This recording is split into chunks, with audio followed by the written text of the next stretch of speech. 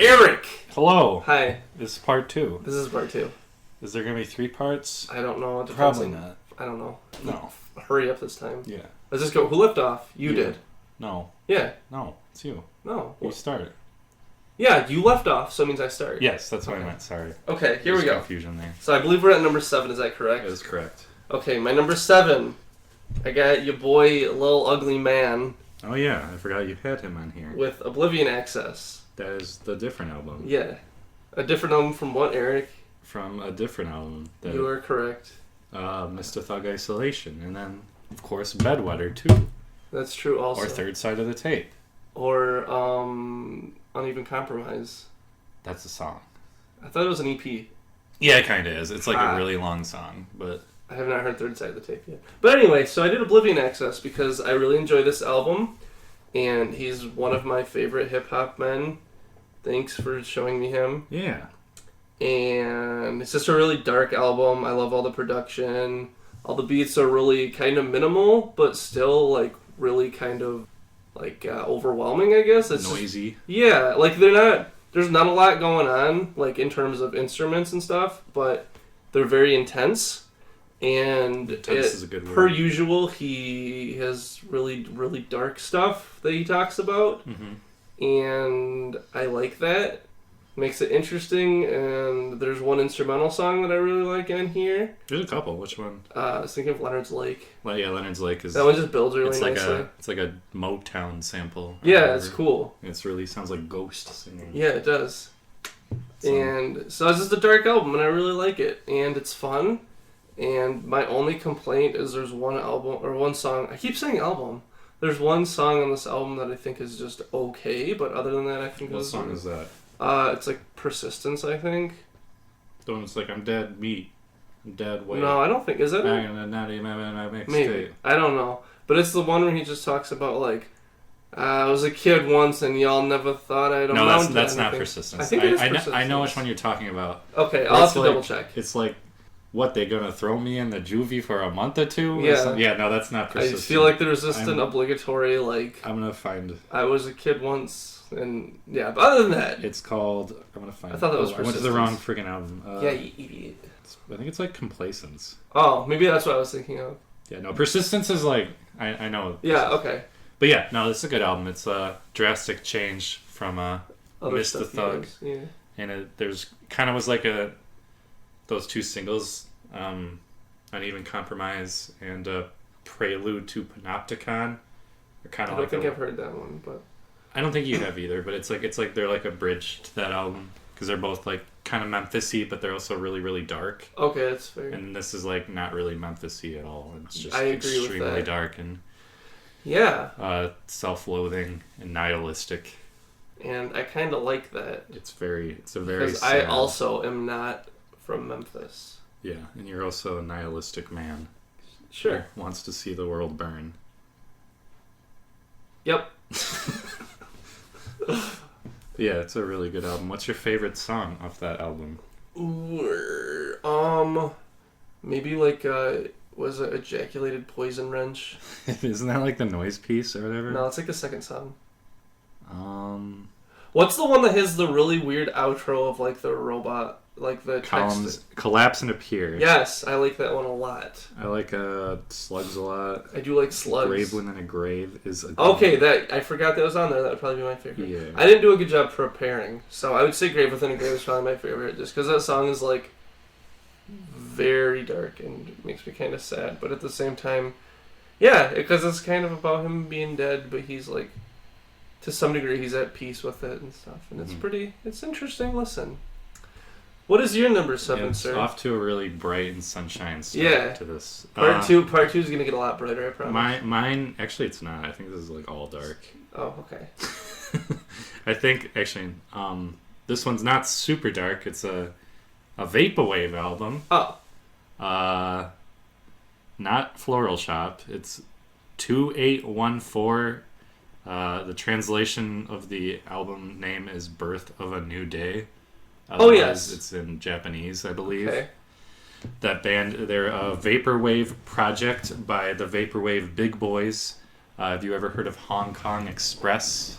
I have not. Or Telepath is less known. Hong Kong Express, he owns like this thing called Dream Catalog, which is like kind of like a Bandcamp page for vaporwave projects. Okay.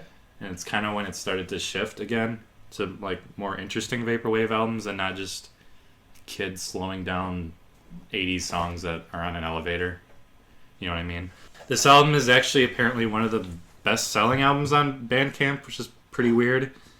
It's an album. It's an ambient album. It's a vaporwave album that everything is original. Like there's no samples or anything like that, but it kind of still has the vaporwave aesthetic.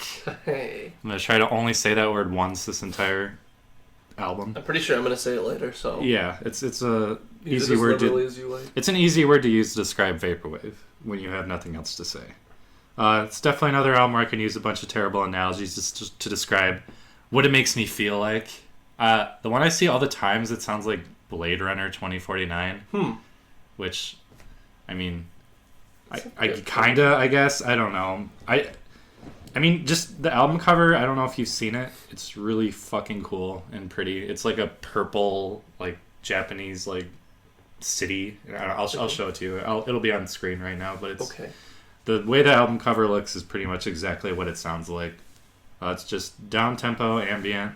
Very good album to fall asleep to as well, I found out, because I would always fall asleep trying to listen to this album in a good way. I was going to say, it sounds like you were really bored, but...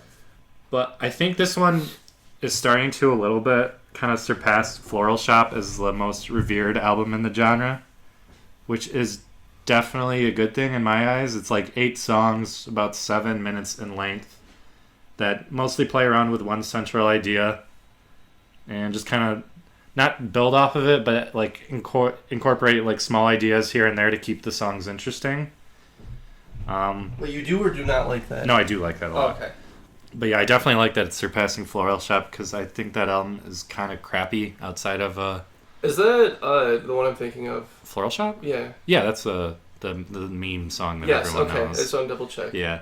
He actually, or she, I'm sorry. She actually released a song and it's like fucking insane. It's one of the weirdest songs I've heard this decade. So I'm kind of excited for whatever Macintosh Plus does, but yeah, that's the name I was looking for. Yeah, not super into Floral Shop. I don't know if most people are. I think it's more just like a watershed album. It's more important album than a good album. Gotcha. But this album's really great. It's sort of lo-fi. Wait, Macintosh Plus is a lady? Yeah. I did not know that. It's Vectroid. But if you think I should have guessed. If you yeah, off the name Vectroid. If you think vaporwave sounds like a Scandinavian robot. Yeah, I could see that. Okay, anyway. If you think vaporwave sucks, I would still listen to this because it avoids a lot of the negative stereotypes associated with the genre.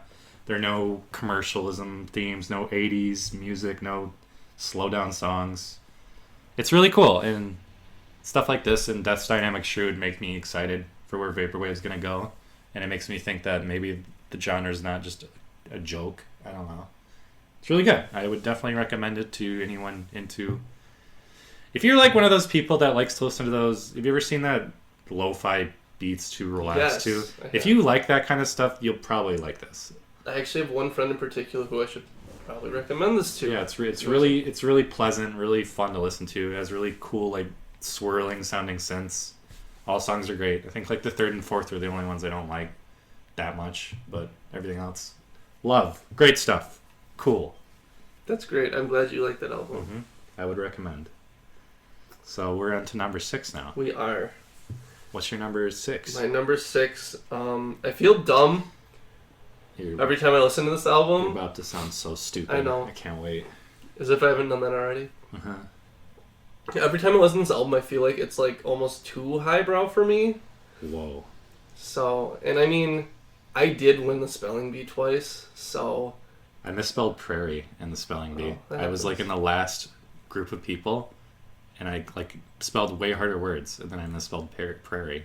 I misspelled dyslexia, ironically. That is very ironic. Alright, so what album's going to make you sound stupid? So that would be JPEG Mafia with Veteran. Oh. What?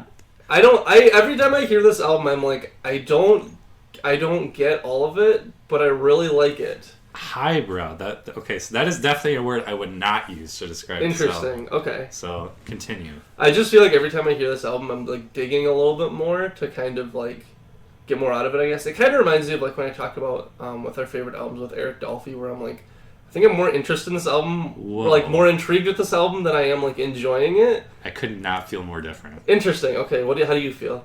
This album reminds me of like I think I described it once as like enjoying myself playing Call of Duty.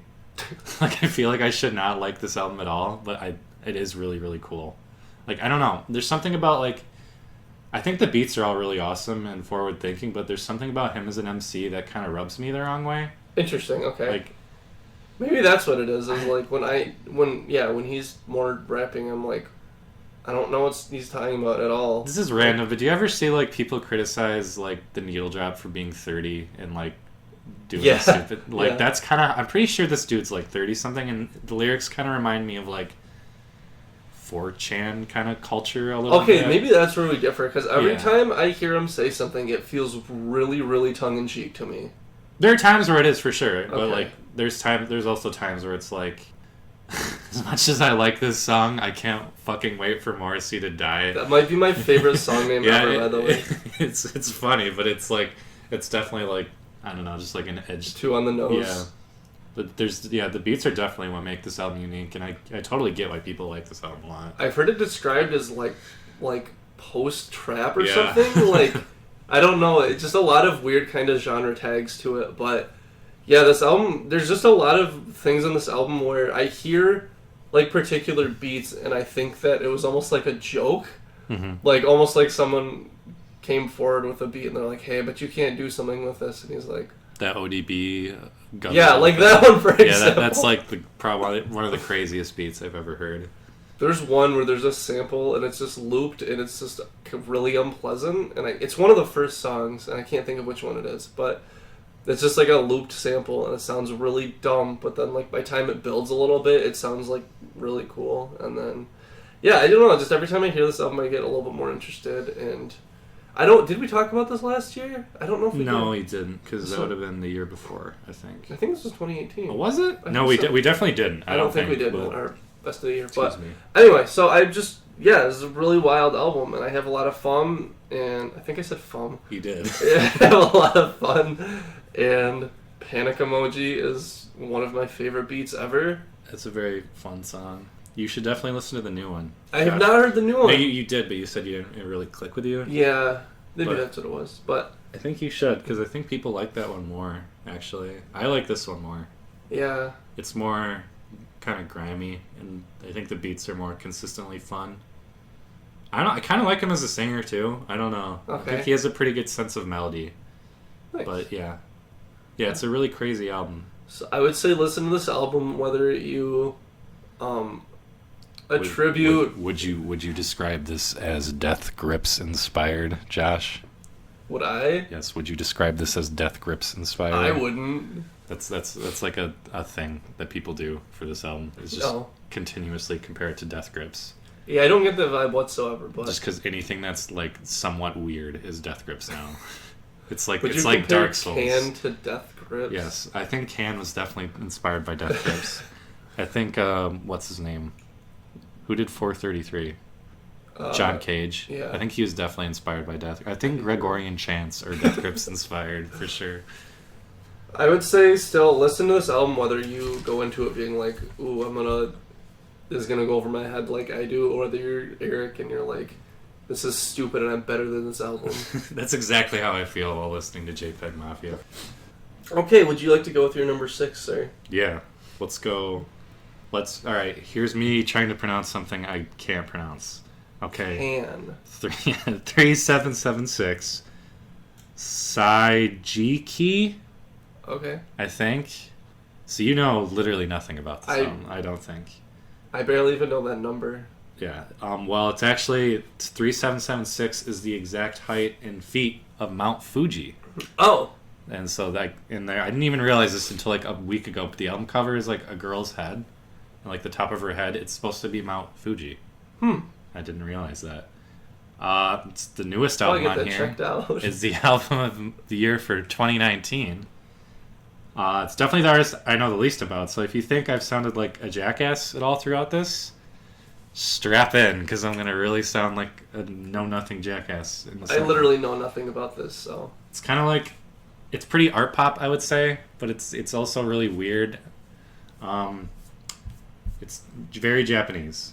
They use themes of seasons and months throughout. Every song is a month, and it incorporates a lot of. Are there 12 songs? Yes, there's 12. Okay. It's really Makes long sense. too. It's like I want to say it's like 90 minutes, but Jeez.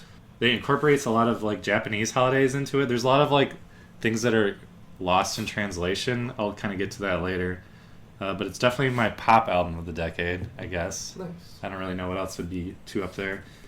Their whole sound is very DIY, and they use tons and tons and tons of vocals. They have lots of harmonies with lots of really cool melodies kind of coming from those harmonies. Very like minimal instrumentation that kind of sounds small and sometimes cheap, but it's really well utilized, so it's not a bad thing at all. It's like probably the most creative album on like either of our lists, I'd be willing to say, but that probably would mean it won't work for everyone. There's like a tiny Japanese girl voice counting throughout the entire album, just like in the background, but you can't understand it unless you know Japanese, so it's just like you just keep hearing weird words throughout the entire thing. Is it like counting 1 to 10 and then? I think it's supposed to be like counting the days or Oh. the months or something. Again, it's pretty lost in translation. I couldn't find a lot on it, and I unfortunately don't speak Japanese or know anyone who does. Man, public education. Come on. We need to get it together. All these people watching anime, they gotta watch the actual thing, not the stupid dubs and subs or whatever. Anyway. A lot of the voices apparently in the background, there's also voices that are like replicating sounds that we don't even have words for here. Like the sound of like snow crunching, I guess, was an example. Just lots of stuff that's lost in translation, but it's pretty much just a really creative Japanese art pop album that's worth a try if you're into art pop at all. The last song is definitely the best Christmas song ever created as well. And it's the only Christmas song I would say this is a studied that doesn't make me want to die in a fire. What about the Paul McCartney one? The Paul McCartney one is like high in the list of ones that make me want to Die. strangle myself. It's really, really charming album, not a bad song. Long, but really not boring. Just it's really fun. If you want to have a good time, throw on this bad boy. And Nice. listen to tiny Japanese girl voices make noises On an album. on an album. Not just. in No, everyday no, life. don't. Yeah, Not like in the mall or something. Yes, no, don't just Google Japanese girl voices. All right, so let's get away from me being a weeb loser. And We're into our top 5. we are? Are we actually? Yeah, we are. We're, All right, we're here. we're cruising too. All right, good. So I feel silly putting this one on my list compared to Veteran and weird. Have some friggin' confidence. No, Josh. listen. No, I was gonna say in weird kind of like whatever art pop stuff you're talking about. You know, Japanese. You remember that album you were talking about earlier? The Mount Fuji one. That was literally the one I was just talking about. Yeah, that Yeah. one. Yeah, what about Yeah, I that? just feel weird in comparison because I, for my number 5, went with Machine Girl and The Ugly Art. Nice. You had a lot to say about this, I- apparently. So I think this would have been one of my favorites for last year, but I Mhm. found it too late. Last year was a really cool year Well, for interesting music. I would year. say that's probably the best year that I can think of. Ever. Ever? Not ever, but like definitely of this decade, I had the most shit to listen to. Got a lot of Kanye last year. Like 5 Kanye albums. You had Got that was it. bunch of other stuff. That was just the Kanye albums. But so Machine Girl. I don't know a lot about this group. Is it a group? Is it one guy? I don't know. I assume I it's should have researched for you, but no, I think it's a group. I think you're it's right. a group. and Definitely UK. I know that much. I didn't even know that. Okay. Yeah. Yeah, it's like an industrial, like what you call like industrial rock. I don't really know what you call it. It's like it's definitely got a little post-industrial Yeah. vibe to it. It's sort of Blank Mass mixed with Aphex Twin. I've mentioned Blank Mass twice. The here. best way I could think to describe this when I hear it is like frat boy death grips something. Josh, you just compared them to Death Grips. I know. Their genre is digital hardcore. Sure, I'll go with that. That's hardcore break beats. They're from New York. I'm stupid. Yeah, you liar. And it's one person. Wow, I sound like an idiot right now. See, okay, so I didn't know that. Wow. So, all I do is listen to the musics, and I don't really know anything about the groups, so I'm sorry. Yeah, it's a really wild album. I didn't know it was one dude, but this is a fairly long album, kind of. It feels kind of long. It's like 50 minutes. It feels longer than that. I know the last track is like almost maybe 10 minutes or so. Yeah, the last leg of the album is kind of what holds this back for me. I'll get to that. And I like everything. I love everything up till the last track. I think is just fine. But you got some songs in here that are really just wild, kind of like make you want to punch a stranger in the mouth kind of songs. Mm-hmm. And then there's like some kind of more interludes that one kind of sounds like Wii music to me. Yeah, I totally know which one you're talking about. And it's just really goofy and tons of samples. There's a Mort Garson sample, which is cool. Oh yeah. I don't hear that a lot. It's really wild album. It is very bizarre. Chaotic is probably the best word. Yeah, it's really intense, and I don't know how, but like almost everything works. And I feel like if it wasn't done quite as well, it would just be really kind of taxing.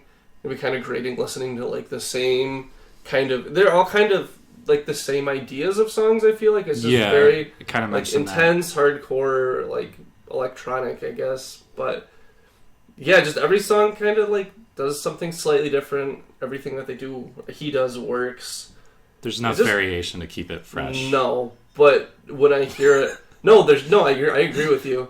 But when I hear it, I'm like, oh yeah, I do like this song. The next song, I'm like, oh yeah, I remember this one too. I really like this one. That's kind of the whole album for me. And yeah, it's just a goofy, intense album, and I have fun with it. It's a really bizarre album cover too. I'm looking at it right now. Yeah, I don't like the album cover, but I kind of do. Speaking of this group, or man, I should say, I haven't heard Wolf Girl. I probably should have heard that before this. Is that another album? Yeah, it's their first one, which has an even grosser album cover. I'll show it to you right now. I don't like that. I kind of do though. Yeah, but this one's even worse. Gemini, that is just not good. We cannot. I have seen that. Actually. Yeah, this one's actually a cool, really cool album, but it's not as intense. This one's like way more intense. So I'm looking forward to kind of digging through the discog a little bit, but yeah, it's a wild album. I had a lot of fun. Yeah, for me, it's just the second half is like the first half's amazing for me. Yeah, like, genuinely, and then the second half, I'm just kind of like, this is really good. This is one of those things. That's understandable. It would be an honorable mention for sure if this was not on your list. Yeah. If we didn't have these rules. I'm glad we can both like it. All right. Speaking of a group that we've already talked about like 20 times or mentioned. I don't think we were speaking about that. What? No. Are we transitioning? Are you done? Yeah, I'm done. Okay. No, I was going to say, speaking of a group that we've mentioned like 30 times already, Death Grips. Who? I don't know. With ex-military. Apparently they were in the army. That was let's just stop right there. That's where they all met. They all met in Vietnam back in. And then they ran into Charles 2005. Manson. Yeah, the Vietnam War. No, they were just in Vietnam. Yeah, just they were hanging out in Frank Reynolds' sweatshop. So they are MC Ride, vocalist, screamer man. Is he the guy on the cover? All around angry guy? I don't think so. I don't think so either, but he kind of looks vaguely like him. Eric, come on.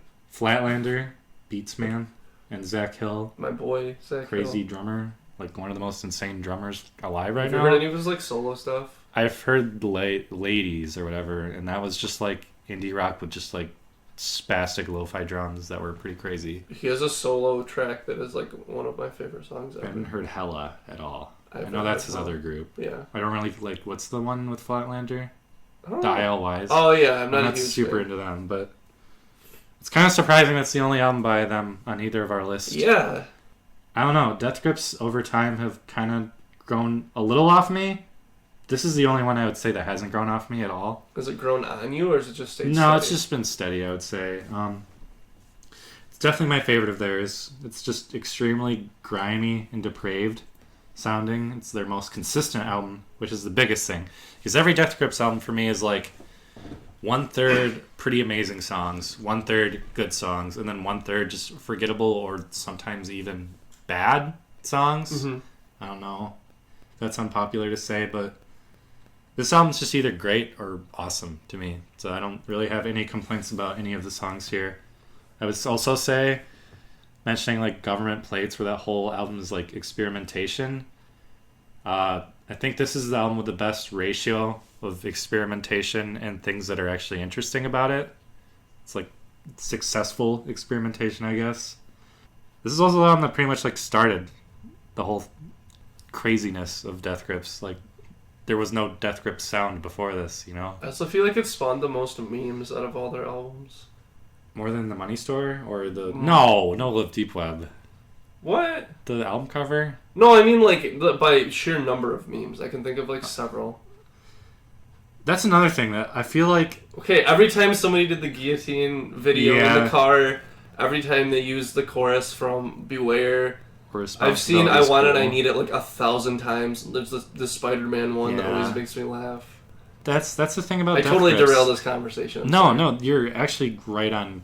You're helping me, because I feel like everything after this album with them became more self-indulgent, kind of. Yeah, I feel that too. I almost feel like it kind of got by like Death Grips Color by Numbers, where it's just kind of like you have a premise and then it's like we'll do something weird with it, and then the song just kind of ends. I think and it gets really kind of old after a while. Everything post Death Grips breaking up sounds pretty much like Death Grips. Like, yeah. But like Ex-Military to Money Store to No Love Deep Web to even Jenny Death and Government Plates. Yeah. Like, all those are like very different sounding albums. Very like trying something new, where I don't feel like they do that super a lot anymore. I feel like once they... Okay, this could be stupid. Once they started incorporating like a little bit more acoustic instrumentation, it all got a little bit samey. Like between Jenny Death to Bottomless Pit and You're the Snitch. Bottomless Pit to me is just like Money Star 2. And okay, that's fair. But there were like more black metal songs and stuff, like Black Pain, but that was like the only one I can think of. That was like Giving Bad... What is it? Wait, Black Pain is... Yeah, that was definitely You're the Snitch. So stupid. My gosh. But yeah, no. Yeah, it's a little bit heavier. Like Hothead and stuff. Yeah. Anyway. I forgot about that song. Back to this album. I'm the sorry. one that I'm supposed to be talking about. I think this is the album with the most sampling, too. You got Pink Floyd.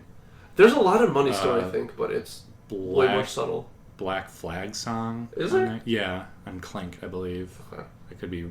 on one of them. Charles Manson sample. The Charles Manson sample. Like, everyone knows this song now, but, like, I remember the first time I heard Guillotine, I was just like, what the fuck is this? Yeah. Like, it's such a crazy, like, innovative and cool song. And this whole album is pretty much like that. Maybe not to the extent that Guillotine is, but, like, it feels kind of quaint now, knowing, like, where Death Grips went from here, but, like, this album was, like, a trip the first time it came out. Like, and I heard this when I was, like, I don't know, when did this come out? Like, 2011 or something? 2010? Somewhere in there? Somewhere in there. I was very young. Yeah. I was in high school, and I was like, I do not understand You're this like, at this all. is not Tyler, the creator. Yeah, I was like, there is no wolf swag in this whatsoever. But I'll give it a shot. They're not talking about killing people, burning shit, or even fucking school. I mean, it does talk about burning shit. Oh yeah, I guess it does. And probably does talk probably about talks about killing people, I'd imagine.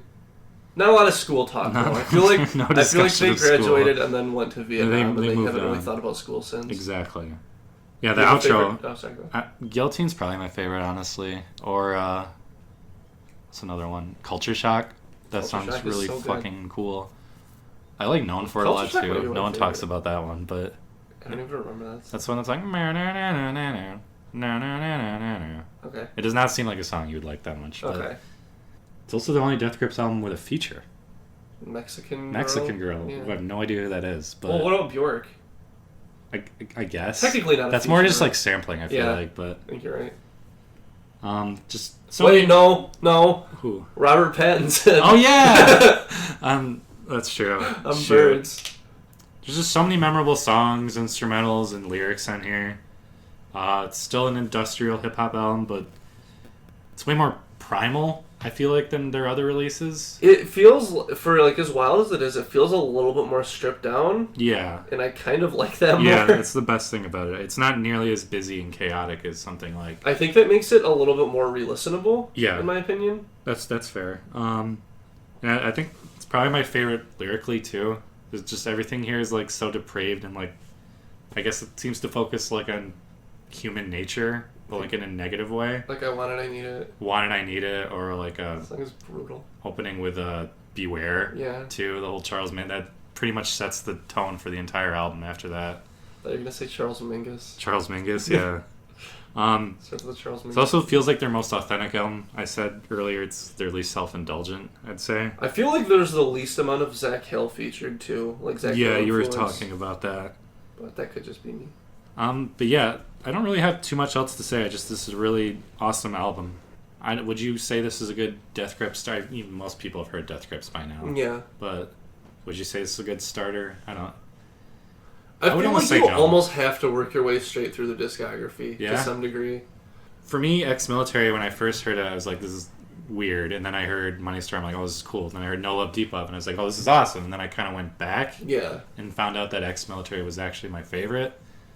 But I don't know. Yeah, they're a trip to go through. I would say definitely at least go through those first 3 albums and give those a shot, because...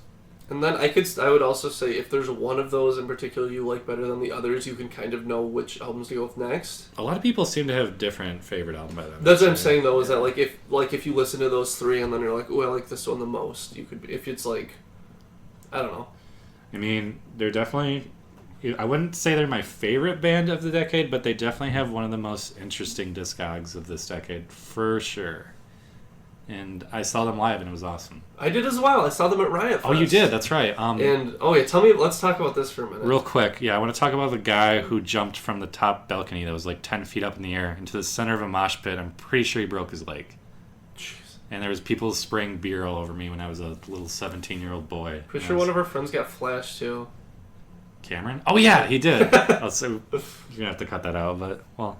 No one knows who that is. No one knows who that is. Cameron. Yeah, he's on blast. We just doxed him. I saw them at Riot Fest a few years ago, and that was pretty wild. And they just kind of came out, and it was nighttime, and it was pitch black, and then they would just hit the crowd with like a strobe light for 3 seconds, and everyone would go blind, and then it would go black again. And it was extremely intense, and this was when they would have been promoting Bottomless Pit, so that was really wild.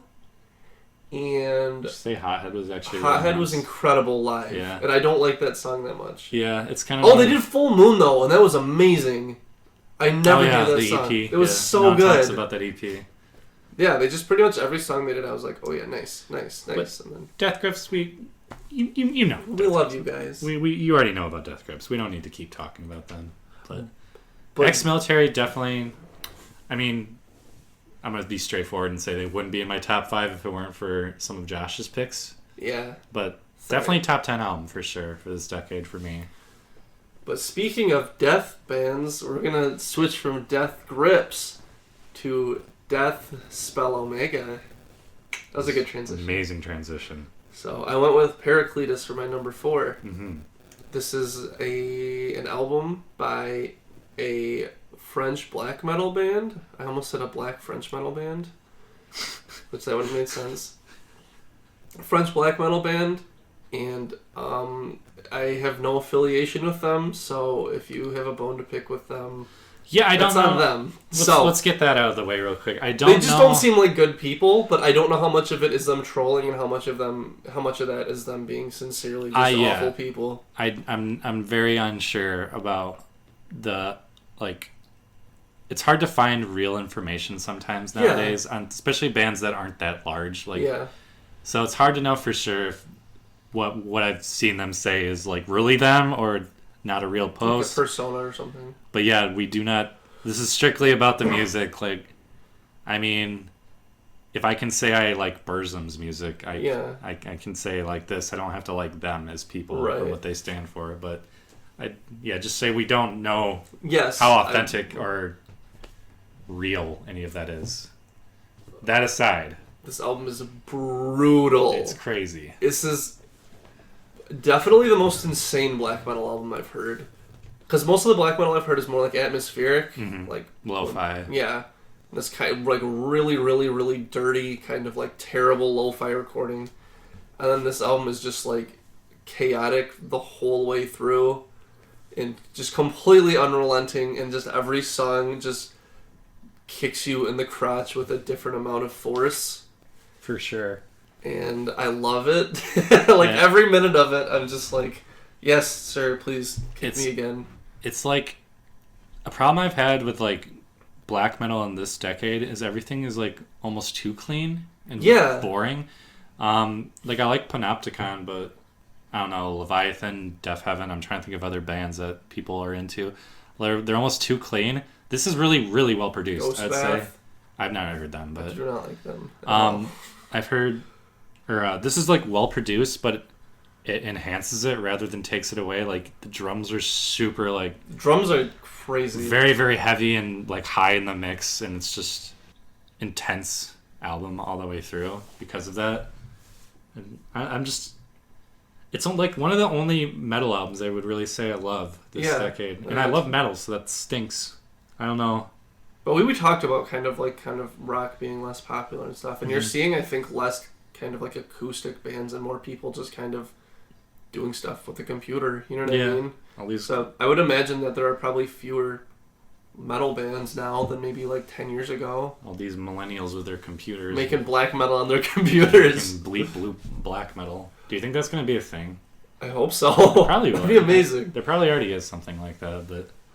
But this album is just, I don't know. It's wild, and it jumps between sections of just like being super just brutal and like hard to listen to, and then just crazy cool melodies and like weird instrumental breaks, and it's kind of like goofy. Like there's some weird, like, I don't want to say self-indulgent, but kind of like self-indulgent musical parts where it's like, I just think of like particularly in the first couple tracks where there's like really cool melodies, and then they just add in like unnecessary like just in the middle of like a melody. Yeah, I mean most metal music is pretty self-indulgent. Let's be honest, like But I feel like in this instance, it just makes it gives it like more personality and like makes it even more unique in some way. This album starts off like so good too, like it just kind of grips you immediately, and it's just like the whole ride is just like intense and never lets up at all. I can't remember any of the songs, but like the first 3 songs especially, I think are definitely like the highlight. Are fucking bananas for sure. So you don't know like any tracks in particular off it then? Not that I can think of off the top of my head. It's like what, Wings of Perdition or Predation. That was my favorite by far. Yeah, but I mean the first 3 are incredible, and then my only complaint about this is the end. I feel like they've already kind of said everything and they just kind of rehash it, because there's one song midway through and then the outro kind of almost, or at least start off like identical. Yeah, I know. And so they end up kind of rehashing the same ideas, but like I don't think anything really could like ruin how strong this album starts. Here's an analogy. I said it grips you at the start of the album, but the grip kind of loosens a little bit, but you're still safe. They're still in your grasp. It's like, hey, you can wiggle a little bit, but you're not gonna get far. You're not gonna fall. Yeah. And then the album's over, and then you just die. Yeah. And then you hear a French man screaming at you. Should also mention this would definitely be on my list. Yeah, this is one of the all mine from here on out are overlap that I just liked more than you. Mm-hmm. So I think at the end we should probably just do what our authentic would be all the way down. I don't even know if I have that, because I knew already. Well, yours would be the same. Was it? Yeah, I guess so. Yeah. Anyway. I didn't even bother with Ex-Military because I knew you were going to have it higher, so I just kind of was like, take it. But okay. Yeah, it's a fucking bonkers album. Very good. If you like black metal and you're not super into the new black metal stuff, try this. This came out like 2010, so even like Sunbather and stuff took a few years to kind of come out. Yeah. What is your number 4? Okay, now we're really getting into the top 4. We're getting into it now. Okay. So I get to talk about my guy. The man. Is it Daniel Lopatin? It is. Nice. Mr. Chuck Persons. Mr. Uncut Gem Good Time Man. Mr.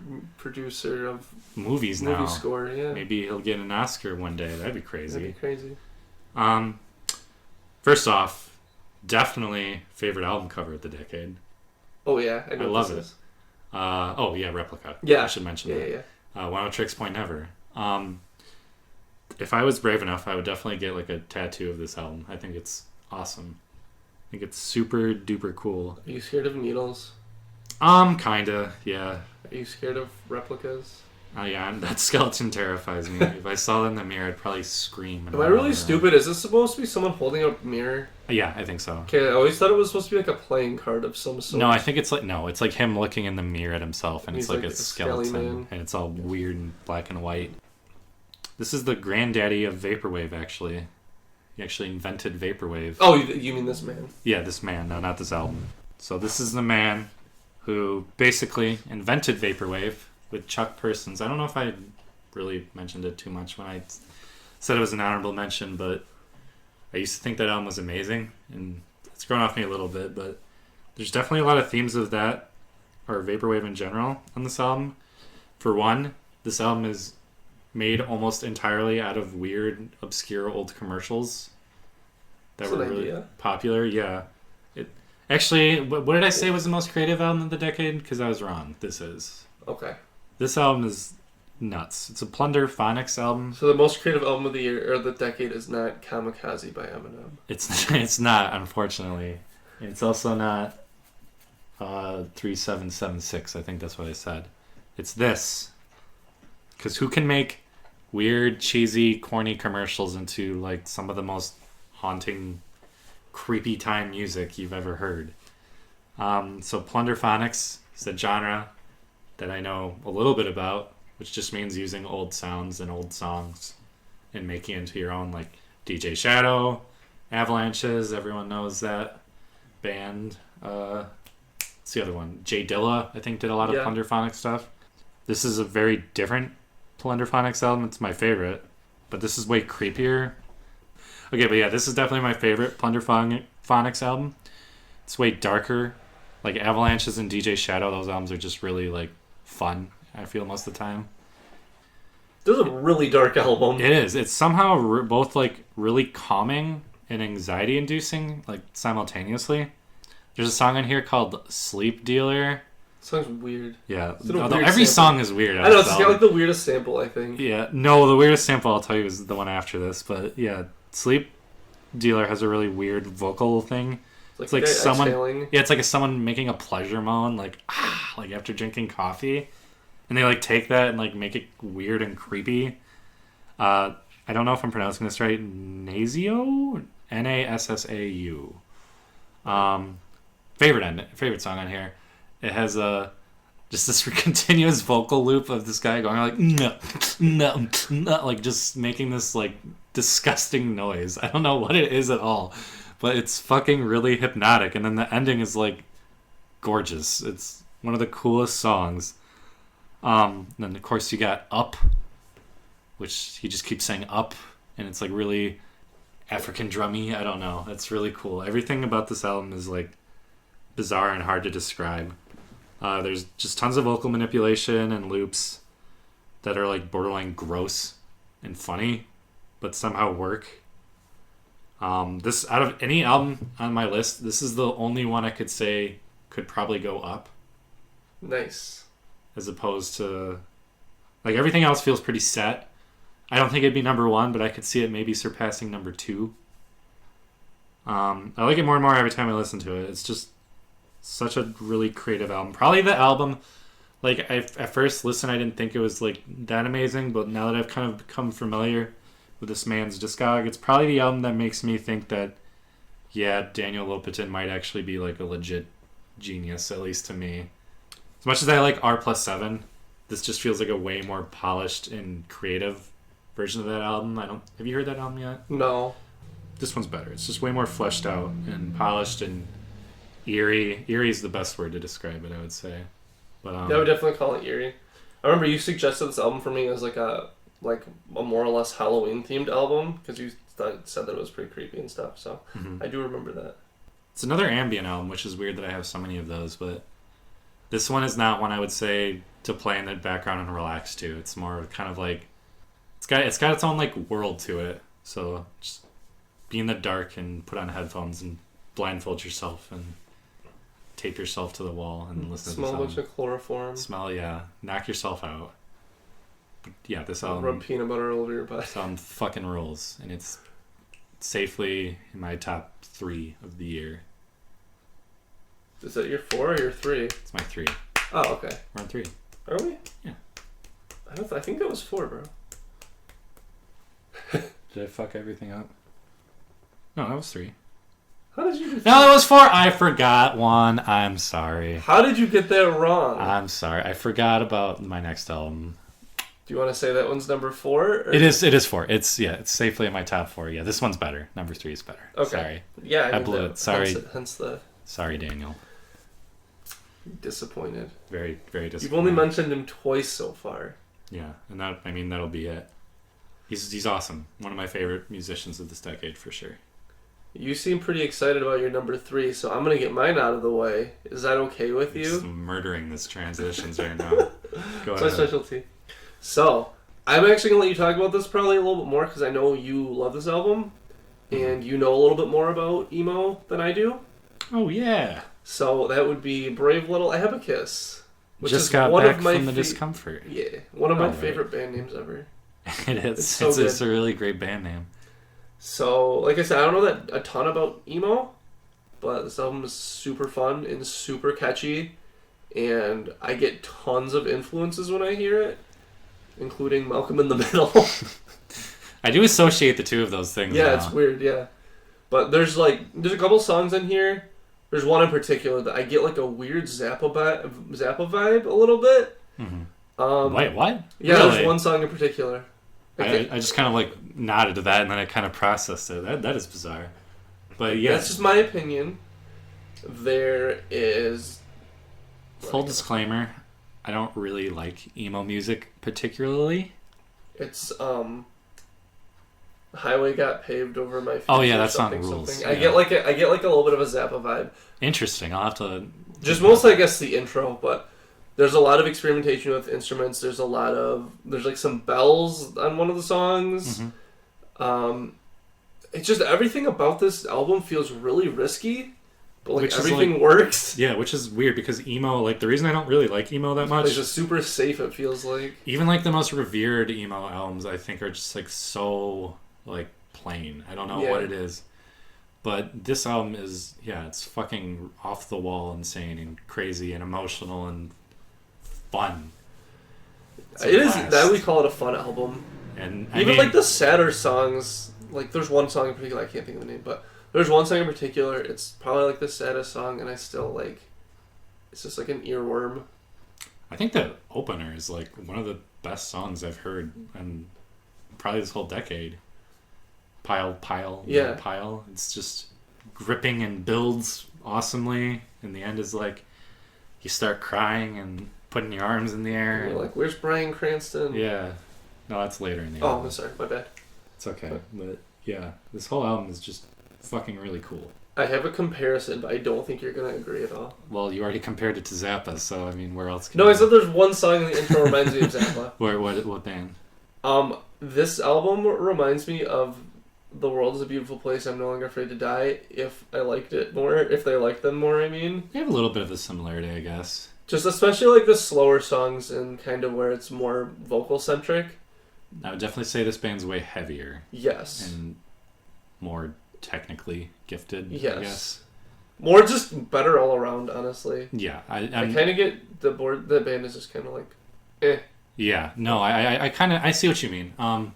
Also, we should probably mention this guy's vocals are not for everyone. Yeah. I would say I don't know if you can call them good. Where would you compare them to like other emo bands? What about like Mem Foof Boof? American football. Yeah. It does not sound like American football. But I mean, at like all. in terms of vocals. It'd be more like a mix of Captain Jazz, sorry, Yeah. and like something way more whiny. I don't know. He has like a very nasally voice, and it's also extremely emotional sounding. I don't know. Yeah. The dude definitely put his heart into this album. I haven't heard the other album they did. I haven't either. That's not part of this decade though, so we're That is okay. true. So I'll shut up. Yeah, The but only other thing that I was gonna say that I thought was interesting is the drums are really weird in this album. Mhm. especially like the snare is just really tight, Mm-hmm. but it sounds really good. Like Does it sound like Saint Anger? Yes. No. Yeah. This could be a Metallica album. I wouldn't even know. That's a good comparison. But no, just like this, I just think it's an example of like in another context, it would not sound good, but they just kind of nail it with pretty much everything they do. Yeah, it's a very, very risky album, and almost everything pays off. Yeah. Like, how often can you be like, yeah, here's an album with a guy singing almost exclusively through his nose, and there's Malcolm in the Middle sample. And then also, it's one of my fucking favorite awesome. albums of the decade. It's like one of the best albums ever.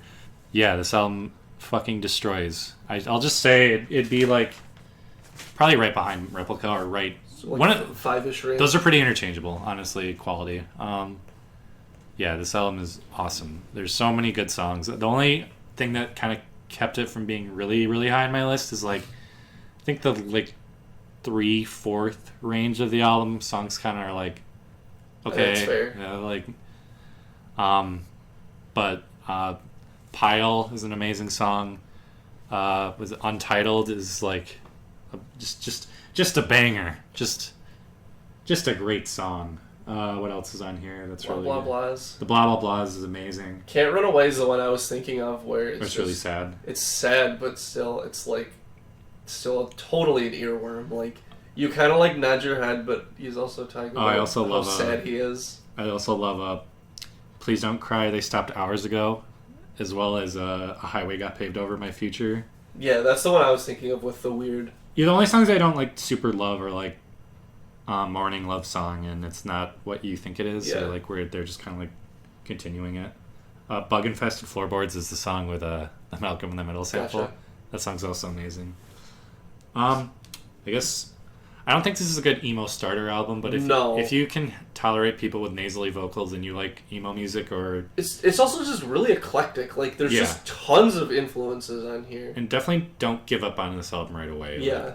Like, even if you like bands like This Town Needs Guns or I don't know, something like that, like give this band a shot and you're bound to get at least something out of it. Is it your favorite emo album ever? Because it's definitely mine. I would say yeah, and then probably Captain Jazz would be like 2? 2 maybe. That'd probably be my second as well. I'm not super well versed in emo. I like Screamo more, actually, to be honest. Like Orchid or something. Orchid and That's all I can think of. yeah, that's it. Those are the only Screamo. Page 99. Yeah, I was gonna say. There's a lot more. Gospel or the emo. Yeah. Yeah. There's Screamo, I believe. That's a yes. I'm sorry. Can't recommend this album enough from both of us. I think it'd be, if we had to pick an album that would be the highest between the two of us, it's probably this one. Yeah, I think so. And save like maybe your number one would also be pretty high on mine too. Yeah. But I think this would be the highest between the two. What is your number 3? Now we're into the top 3. And I feel bad because I almost forgot about this album completely. Which is crazy because I think this is probably the album I've heard the most this decade. Save my number 1. This is someone we've already talked about. Your boy. I think it's Travis Miller is his name. You're correct. Lil Ugly Mane. Mr. Thug Isolation. Ooh. If I had to pick an album, I think someone asked us in our little group chat what album best like kind of like encapsulates this decade. That's not what he said, but that's basically what he meant. Yeah, that was way more. That was way better worded. Yeah. I don't remember what he said, but yeah, this would be it. Honestly, it's weird to say, but all the major trends in music this decade. Okay, hip hop by far the biggest thing this whole decade. Early in the decade, cloud rap was really popular with like A$AP Rocky, Space Ghost Perp briefly, and then not. And then there's even a little vaporwave in here. I don't want to say a lot, but a little bit. Like the album cover, you can kind of see it with the weird skeleton. Yeah. And chillwave is even on here. And I think what encapsulates it most into this decade is like kind of a buzzword, but there's a lot of irony and like postmodernism kind of with this album, I think. Where it's like it does not take itself very seriously. Yeah, for sure. But it's also just a fucking blast. It definitely doesn't take itself seriously, but I think that is like half the fun. Yeah, it's postmodern, but it's not like annoying and vapid. It's more just like taking a lot of ideas that have been like popular trends and making it like as fun and like Goofy. not serious as possible. It's really fucking well produced, at least to me. It's like a Memphis rap with like kind of cloud rap or chill wave vibes going through it, with a man that's rapping kind of like, I don't know, like a 3-6 Mafia mixed with like early Slim Shady LP Eminem. Do you kind of see that? Or Yeah, I can see that. a little bit. Definitely nothing past Slim Shady LP, but which, I mean, if that sounds fucking awful to you, it probably is going to be awful to you. That's how I felt. Yeah, you did not like this album. We'll get to that, Josh. Okay. We'll get to I that. was trying to transition too early. I love it. There's so many great songs about this album. There's so many great songs on this album, sorry. I would say like 3 songs in here would be up there for my favorite hip-hop songs ever. As crazy as that sounds. You ever seen that meme where it's like the guy and he's like in a jail cell and he's like, I did this, what did you do? And it's like a really scrawny man, and the scrawny man says something, and then the next panel is like the guy sitting way farther away from that guy. Yeah. There's one for this album, and it's like, what'd you do? And it's like, I skipped the first track on Mr. Thug Isolation, and then the guy moves away, which I love, because that first song is like so evil, and it's like, it's a noise track, and it's just like perfectly gets you into this album. So kind of talking about issues with this album, because I think there are a lot, and if you think these probably sound like issues to you, you probably won't be into it. It's very bloated. There are a lot of throwaway songs. And my co-star here, he was a big jerk.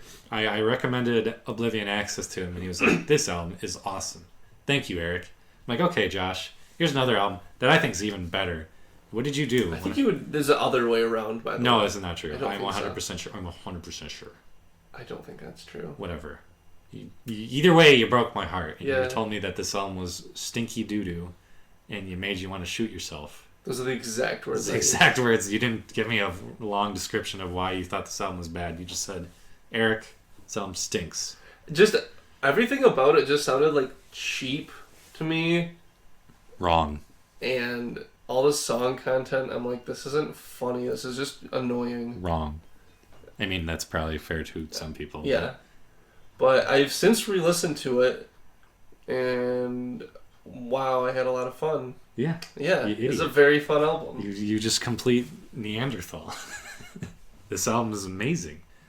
You can put the gun down now, Eric. Yeah, the gun is down. It's probably a fair argument to say I don't like to use these terms. To be fair, yeah, the hook on Radiation is just it's not a hook. High and it's just smoking blunts. That's all. What if that's what you want to do, Josh? What if that's what he was in the Well, you mood? could understand how people would be like, this is really lazy. People, this album has like a ton of negative stereotypes about hip-hop. For one, it's probably safe to say this album is pretty misogynistic, but not in like a early Tyler the Creator way where it's like kind of frightening. More in like a Lil Wayne kind of way where like most songs are just about getting a nut, you know what I'm saying, and stuff like that. But it's pretty easy to tell that this album is not serious at all. It's a character.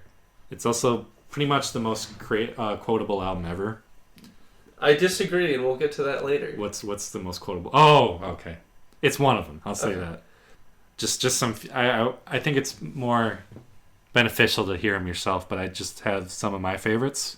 For one, bitch, I'm morose and lugubrious. I'ma let the Uzi spit. Turn your face into goo and shit. What? That's a good one. What a hook. That's a good one. My crib's got more burners than furnishing. That's pretty good. That's pretty good. She asked what my number. She said, "What's my number?" I said, 1-800. Hell no. Bitch, get going before I drop you with my elbow. Really? So if you can stomach lines like this, another one. Leave him looking messy in the presence of God. Plus, you know my willy is impressively large. Doesn't even rhyme. No, it does not. Very memorable. I think those are both off the same song.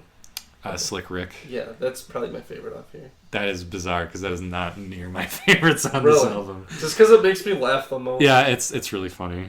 But it's definitely the most, like, I guess, vapid or cynical songs, I guess. But yeah, if any of these lines are like, that sounds bad, you're probably not going to like this album.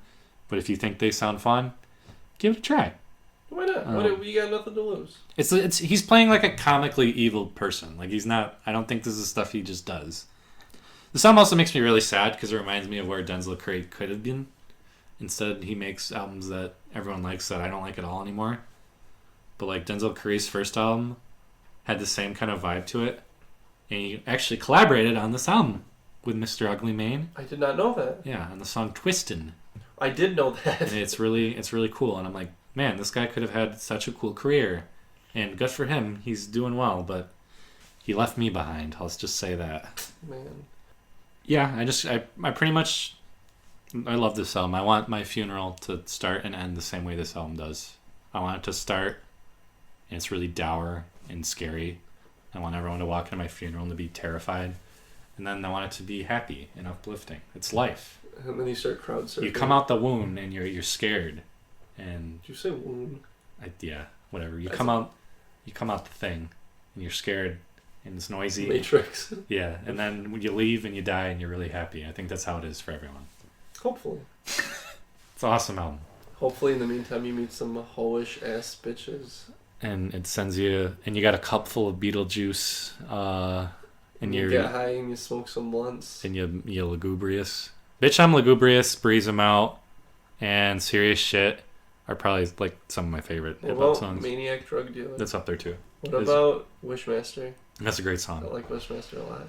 Don't you wish you could be me? Sometimes. Yeah, motherfucker. Little Ugly Mane, this bitch. Keeping it with that real. Number 2. All right. That's a good one to end number 3. Number 3. So my number 2... Are we on number 2 now? Yeah. Holy fuck. Yeah, we're cruising. We're on our top 2. Very similar to Lil Ugly Mane is Crying. Definitely similar. Almost They're both identical. fun. They're both music. They both They're have both in music. English. Yep. I mean, pretty much. That's pretty much it. They're both heavily influenced by 80s, what's it called? Nostalgia? I don't know. There's a specific subgenre I was going to say. Like synth pop? I don't know. I was going to say, like, I'm losing it here. Anyway, so I'm going to continue. Mm-hmm. And, yeah, love this album. Like, really love this album. I do, too. I think it would have been on your list if it weren't on mine. It would have been number 8. Oh, well, I like it more. Exactly. Definitely heavily inspired by certain 80s acts. I get different varying degrees of different bands. You know what song just makes me think of this album for some reason? What? 99 Luft Balloons. Is that how you pronounce it? Something like that. That song just reminds me of this song. Yeah, I definitely see that. With like the guitar solos and stuff though, I more get like I don't know I want to say Journey or something, but not exactly. Something more along those lines. Don't do that to Crying. Don't compare them to Journey. Have you heard their album before this? No, is it? It is significantly more bizarre. Dang it, I can't hear it now. But this album's definitely better. Oh, okay. I'll say that. But yeah, this album is like ridiculously catchy. Literally every song in here has just something I It's absolutely love about it. Yeah. The songwriting is top notch. Really. Her voice is great. Her voice, yeah, it's very, very comforting blanket of a voice. Even when she talks about her feet sweating. Yes. Don't really care for that, but hey, it works. It's honest. Just basically all these 80s influences that I think they take and they like improve on them and do way more interesting stuff than their influences did. Yeah, you hear a lot of stuff that's like 80s inspired that's like really uninspired. Yeah. And like boring, especially now that like things like, I don't know, Stranger Things is popular. Yeah. And now everything's trying to be like 80s and cool. But it's, yeah, American Horror Story. It. Yeah, for sure. But it just takes like the 80s kind of vibe, I'm not going to use the A word, mm-hmm. and like repurposes it into something that instead of being like, hey, remember the 80s? It's like, hey, what if the 80s were cool? What if we brought the 80s to today? But what if we did it in a not terrible way? Yeah. And yeah, just every song in here slaps, and it's so fun. I think that's probably the best word, is everything's fun, and it just seems very organic and very like soulful and very honest. You just want to dance in a room with balloons everywhere. You do. And toss them with your pal. With your insert 80s article of clothing here. Yeah, with a moose in your hair. Sure. What did Is that 80s? Yeah, that's 80s. Okay. Moose in the house. Yeah, I don't really have a ton to say about this album. I just think it's one where if you're interested at all in like, if you like 80s rock and all and you want to hear it not suck, yeah. I would think like anyone could listen to this. I would think so too. Yeah, there's nothing really that... It's like probably the most accessible album between either of our lists that I could think of. Yeah, I would think so. It's so good. It's so fun. I don't know if you like Kiro Benito, maybe. Listen to this. I kind of associate them for some reason. Sure. You're into Death Grips. You can probably check this band out. Yeah, they're like a they're like an 80s Death Grips. Yeah, they're very Death Grips inspired. Death Grips. Great album. That's your number 2? That's my number 2. That is a good number 2, Josh. Like I said, I'm not going to talk too much about this. Every song is great. I don't even know if I have a favorite. Just every song brings something different to the table. Unlike most of the albums on my list where they kind of like do something great and then kind of whimper a little bit at the end, like it just gets stronger as the album goes on, which is crazy. And even like the slower songs that feel like a little bit more change of pace are just like incredible. What would you say is your favorite song, Josh? I just said I don't have one, Eric. Oh, you did? But that's okay. I'll try to think of one. I think mine is Origin. What's the last track? Is that Revive or is that Origin? No, that's it's neither. That's The Great Curve. The Great Curve. The Great Curve is a Talking Heads shit. No, yeah. Then are you sure? I can guarantee it. I'm looking this up. You're lying to me. I also love the intro. It is The Curve shit. Idiot. There Was a Door still stands out as like the weirdest, I think. A Sudden Gust is awesome too. But There Was a Door just has like a really goofy synth line and stuff, and there it's are like no bad songs. Kind of like, I don't want to say she's rapping, but it's like a weird inflectional spoken word kind of thing, and it sounds really funny, but in like a good way. Is that the one that's like yeah? That's kind of rapping, yeah. I guess that's what you call it. First track's great. Wool in the Wash, I love. Origin, I really love. There Was a Door, I said, and then The Curve, I really love. But it's only 34 minutes, so even if you were like, I don't know about this, and you check it out, like, you wasted 30 minutes. Okay, sorry, my bad. I'll give you 30 minutes. We'll email it to you. Yeah. Check your Dropbox. We'll send it to you. But okay, what's your number 2? Now we're really getting there. Now we're really getting there. It's time for me to talk about the albums that no one else likes but me. Because I'm cool. Have I heard it? Yeah, you've heard it. And you don't like it anymore because you suck. Oh. You ready? Yeah. I already mentioned him twice. Mr. Benjamin John Power. That's his name. I learned it. Blank Mass. Yeah. We didn't mention him twice, did we? I've said Blank Mass like twice, yeah, already. Yeah, this album sucks, dude. Blank Mass World Eater. Wowza. Pretty weird pick. I don't know if most people know who Blank Mass is. They probably maybe know who Fuck Buttons are. He is half of Fuck Buttons. He is one of the buttons. Oh, okay. Good thing he's not the fuck. Yeah, he's not the fuck. He is the button. But he's got an awesome name, Benjamin John Power. It's a very authoritative name. And this music replicates that. Is the Powers That Be named after him? Mm-hmm. Yeah, this is Death Grips inspired too. I need to make sure I mention that. It's a sort of... People use the term post-industrial. Just means industrial with electro-industrial is probably more descriptive. That seems fair. Maybe a little IDM at times. And what would IDM be, Eric? It's one of the best genre names ever made. It's intelligent dance music for those who want to boogie but maybe want to, you ever want to dance but you're like, this is for plebs, I need to do some reflecting while I do this. I need to dance while reading Hegel or something. Yeah. But yeah, it's a lot like Fuck Buttons, but with all the problems of Fuck Buttons making them the strengths. A lot of Fuck Buttons songs are like, here's a really cool, weird idea or sound or loop. Let's just keep that going for 7 or so minutes. Whereas I feel on this album, save maybe Rias Negative, everything is like built off of and actually made into a song rather than just like a cool sound. It's like a cool sound that does something, which I like a lot. Because if the Fuck Buttons actually did that, they'd end up as my second favorite album of the decade. But they didn't. They didn't do that. Idiot. Really stupid. on their part. But Benjamin John Power, the man himself, did it. So that's okay. He just takes really cool ideas and continuously builds off them. Sometimes until the song kind of peaks, like on Silent Treatment. Or sometimes, I think this is probably where you're going to disagree with me, on songs. Well. Yeah, on songs like Rias Negative or The Rat, where it's like pretty much the same thing throughout, but he like will sprinkle little things throughout to kind of keep it fresh. And I want to guess that you find this album tedious now. Little bit. Okay, we'll get to that. But the first song is really bizarre.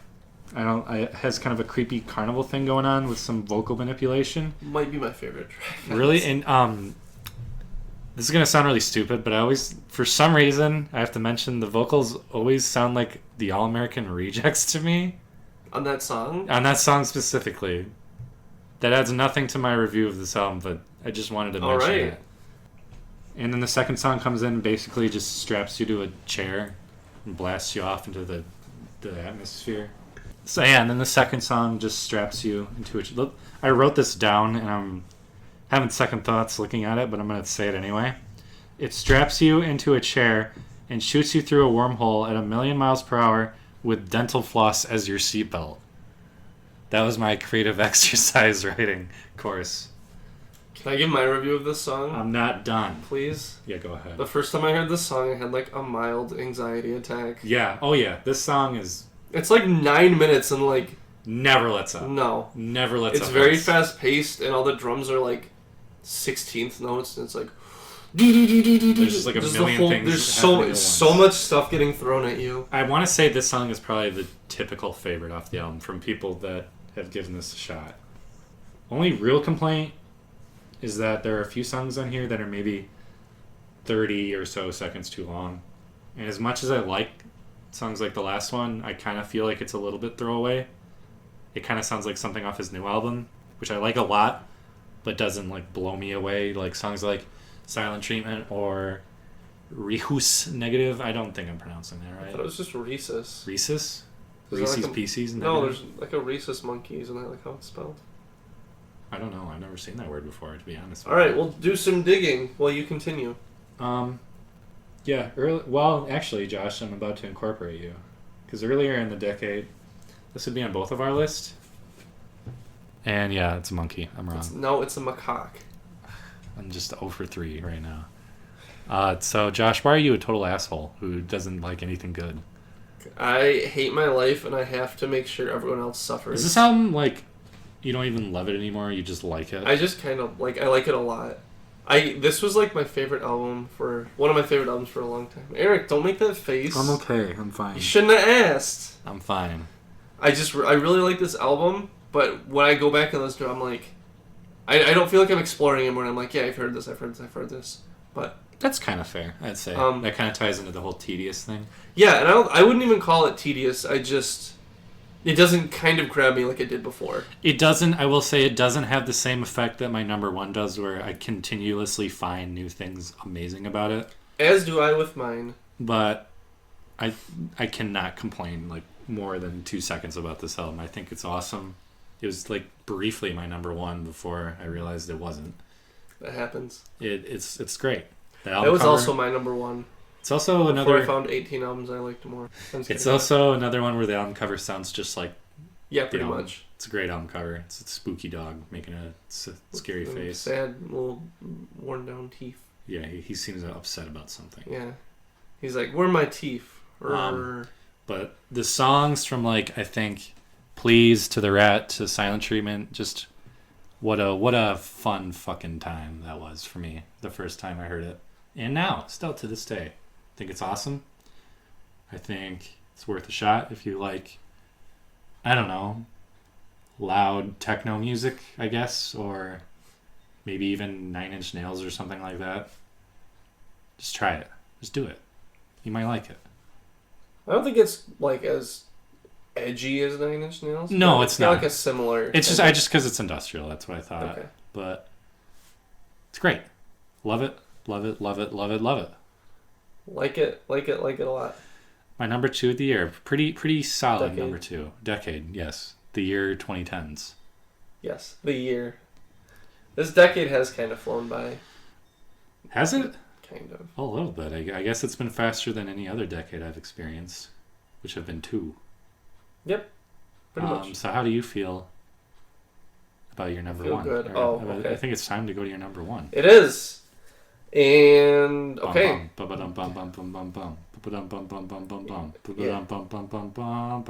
not off this album. That's from SpongeBob. I don't think it's from anything. I'm just. I thought you were doing the. I think I probably was subconsciously, okay. But. So in my research, I was like, "Ooh, what is my number 1? Let's go through these." And then, hold on, I got a little more to say. Okay, give me the go. Okay, I will. Yeah, I got the. Yeah, you got this. And I was listening to my albums, and I'm like, "Ooh, I love this album." And then I listened to more, and I'm like, "I still love that album." And then I'm like, "This is really the only album from the past decade." I'm like, "Yes, I would consider this like a classic, in my opinion." Obviously, there are others that people. What about Kendrick Lamar? What about Death Grips? There are things other people think are classics, but for me, this is really the only one, and that is Triple X. My boy Danny Brown. Yeah. Brown isn't his real last name. Daniel. That's his artistic name. Yeah. This album slaps. Album is incredible. Can I cut you off? Yeah. Why do you have this and not Atrocity Exhibition? Oh, that is a good question. Because I think that's the popular pick now. It is, and everyone is wrong. I agree with you. No, everyone is stupid but us. Yes. How does it feel to be smarter than everyone, Eric? It's taxing. It's very tiring. There's a lot of pressure to dictate what people need to think. Okay, and then after you tell me why this is better, you have to tell me why it's Death Grips influenced. Too. Okay, well. So, Atrocity Exhibition, I really like. I don't love. This I love. I think it does everything he does the best that he's done it. It's the funniest. It's the most consistent. Like, when I think of, like, essential Danny Brown or, like, essential hip-hop of this decade, I go to this and then I think, oh yeah, Atrocity Exhibition came out as well. But just every song in here makes me laugh. It's so much personality. It's so fucking funny. It's so funny. Like, one of the first lines is about Squidward. Squidward and his clarinet. Yeah. Not a lot of hip-hop songs you hear talk about Squidward. No. There's not a lot of hip-hop songs you hear talk about being higher than Swizz Beatz hairline. Yeah. I think that's my favorite line on the album. Can I say my favorite line of course. Real quick? Maybe a little misogynistic, going back to the Little Ugly Mane, but what is it? Smelling like a skunk that is oh so defensive. These bitches on my dick like it was moral incentive. Or maybe it's suck my dick, but... That's something like that. They do something with your dick. That is so fucking funny to me. I also think of... Sorry, Mom. I also think of stank pussy smelling like Cool Ranch Doritos. He said in an interview, he's like, I just thought it was funny. I actually like Cool Ranch Doritos. He's so funny. I think he also likes... the other thing, yeah, too, probably. I would imagine. Have you seen him be, like, interviewed and stuff? He seems cool. He's so funny. I would hang out with him, like, any day. They do those pitchfork over-under things. Did you... Oh, yeah, go ahead. And his is, like, the funniest fucking thing ever. Did you ever see him on your mom's house? I have not. He's quite fun. I saw him do... Cool stuff. He loves Nintendo, so... I just feel like I would hang out with him. Yeah, he's great. I would put this album on and be like, bro, you made this! Yeah, I know. This is, like, my favorite thing. It's so great. And there is that thing where the first half is, like, a lot more memorable than the second half. I think for a lot of people it's more over the top, it's funnier, and then the second half gets really somber. But in a lot of ways, totally. Like, it's not a negative at all. No, that's a really cool idea. I would also say... Well, because I think it's, before you go, I think it's sort of, like, representative of probably, like, his life, I would imagine, where you get, like, those moments of, like, just crazy shit, like... all the stuff, like, drugs you're doing and, like... the high and then the... Yeah, and then the aftermath where it's like, what am I doing? And then you get to, of course, the closer, and it's just like... Jeez. Yeah, it's like, bro, are you okay? Well, go ahead. I was going to say, not only is this album, like, insanely funny, but even during, like, the first half where it's, like, off-the-wall, like, drugs and stuff, it's fucking dark. It is extremely... Like, Die Like a Rock Star. I was going to mention that song, like...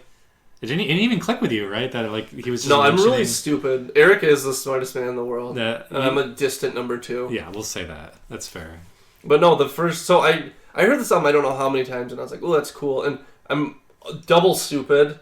I didn't know that half the stuff at the end was bonus tracks. So I'm like, oh, I love With It. I love all these songs. And then I'm like, wait, these aren't even on the album. And then, so anyway, probably like the 5th or 6th time I heard this album, I was listening to Die Like a Rock Star, and he's like name dropping all these people, and I'm like, he's dead. Bitch, oh, he's dead too. Like Chris Farley. Yeah, I'm like, oh, he's dead. And I'm like, oh! I don't think get everyone's it. dead, because I think people he mentions in the beginning aren't dead, but No. just had like drug problems. Had like drug problems. Like, yeah. Also, partied a lot. reason that this album actually isn't the best of the decade, and you're wrong, is he says Jim Belushi instead of John Belushi. That's true. And who the fuck ever mentions Jim Belushi, ever? But to rebut that, your number one doesn't have a shaved head and a missing tooth and stuff. So, I mean... That's true. I mean, to be fair. There's Also, I mean, Danny Brown doesn't have that anymore, though. No, he doesn't. Pretty much simmered down a little bit. But, yeah, just... I could talk about this album for hours. I love this album so much, and there's so much personality in it, and it's just hilarious, and I wish, this is gonna sound stupid, but, like, I can't really show this album to a lot of people because my circle of friends is not really into this, but for those of us who like this album, like, it's, yeah, we can just listen to it any time of day and stuff. It's great, and the only song I think isn't amazing is, like, Scrap or Die, and I still think it's really good. I have a song that I don't think I like at all. What? The one that's like, East Side, East Side. Oh, it's yes, whatever. Yeah, I like that song. I like the guitar kind of sample. That's the only song I'd skip. Yes. I don't know. That's fine. I will say though, have you heard Hybrid? I have not. I think you should listen to it. I will probably do so. It's kind of like Triple X Light, where it's just really goofy and over the top, but it's longer, and all the beats are a lot more samples and stuff. Which I know there's you were talking about this Heat sample.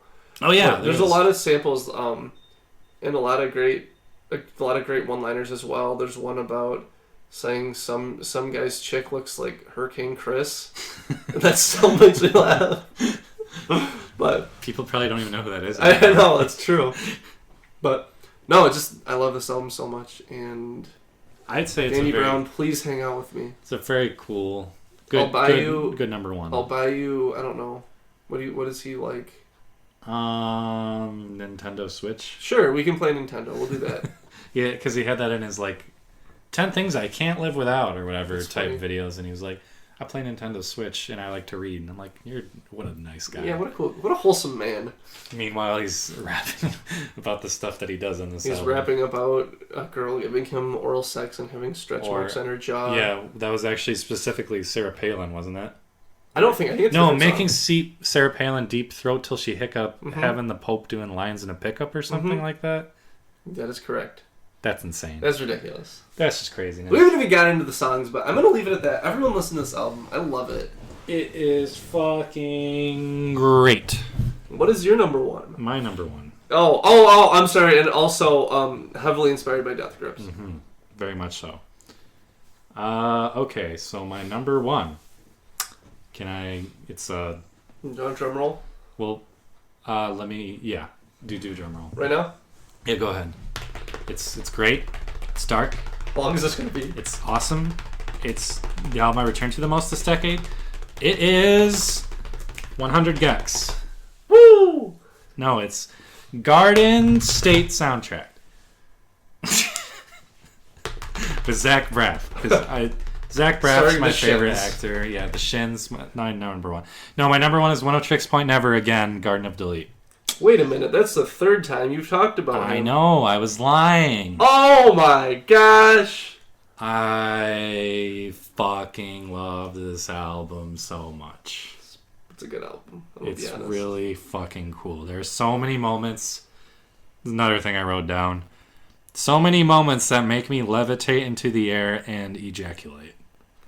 That's a big nut, bro. Here's some of the moments I wrote down, just for reference. When Ezra kind of picks it up. Mm-hmm. Holy shit. Climax of Sticky Drama. Whoa, bro. And then Synths Rising on Freaky Eyes. Holy shit. I get goosebumps all over my body. On my eyes. I get goosebumps on my eyes. My hair. Climax of Mutant Standard might be the most insane thing ever. Oh. What about in Lift? I wrote the soft section, and Lift is also very when it's good. like... No, I like that too, but I like when it's like... I like when it changes keys. Yes. It's just a very abrupt, but it sounds awesome. This album is fucking cool. It might be a strange pick, but I don't even think it's like the second most acclaimed album by him this decade. No. I think probably Replica is number 1, and then probably R+7 is more liked than this one. I will definitely say this is just super your style, though. 100%. This is so what you're into. In quotations, post-industrial or progressive electronic album, I guess. It's kind of hard to pin down, which I like about that a lot. I read that his goal was to make a hyperactive and depressive album at the same time. He succeeded. He definitely succeeded, and he wanted to conflate really aggressive music with sugary pop progressions. I thought that was really fascinating. There are songs in here that I think could almost pass for like EDM songs if you took away the weird death metal vocal things and extremely heavy synths. Like Sticky Drama, you could almost see being a popular song if things were taken out of it that make it fucking weird. Right. But those are the same things that make me love it. There's a lot of vocals on here. This is the first time he's used vocal manipulation, apparently. He used this thing called chip speech. So you get a lot of weird, high-pitched vocals, a lot of like kind of chipmunky vocal things, but they don't sound like cute. They sound really alien and uncanny. And they often kind of lead to really awesome, ethereal kind of melodies that are like fucking amazing. And that's what I like most about this album. And Daniel, One of Chicks Point Never is definitely my favorite artist of this decade for sure. Like, it's not really that close. I didn't want to give it away before when I said he was one of. Yeah. But for sure. Like, so you lied there too. I did lie. I'm a liar. But he kind of mixes things that are just super, super dark and like primal with things that are like really fucking pretty. I don't know. And it works really, really super well. It describes his music. He has really awesome, super, super heavy drum sequences, even weird guitar solos sprinkled throughout the albums. Like on, I think it's Lift. There's just like a quick, like 3-second, like shred solo. It's really bizarre. There's lots of themes on this album of like adolescence and nostalgia. There's a song. Have you ever heard of the documentary about that girl that wanted to kill everyone? Like, I think it's called Child of Rage. That's what the song's called. Okay.